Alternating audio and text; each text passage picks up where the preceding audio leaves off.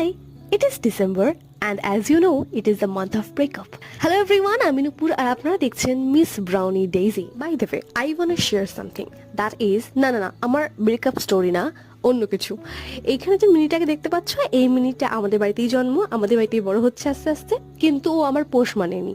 तो ये जरूरी नहीं है कि तुम्हारी जिंदगी में कोई है और तुम्हारी बहुत एफर्ट है उसके ऊपर तो वो तुम्हारा गुलाम बन जाए।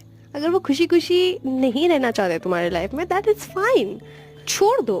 तुम तुम्हारे लिए बहुत ज्यादा इम्पोर्टेंट हो, না কি कोई और। এগুলো জ্ঞান মনে হতে পারে, বাট ইটস ট্রু। আবার অনেক ক্ষেত্রে ইটস নট, মানে অনেক কিছু সত্যি হওয়া সত্ত্বেও আমরা সেটাকে অ্যাকসেপ্ট করতে পারি না, বিকজ ইটস হার্টস ব্রো। মানে অবভিয়াসলি এফোর্টের দাম তো থাকা দরকার।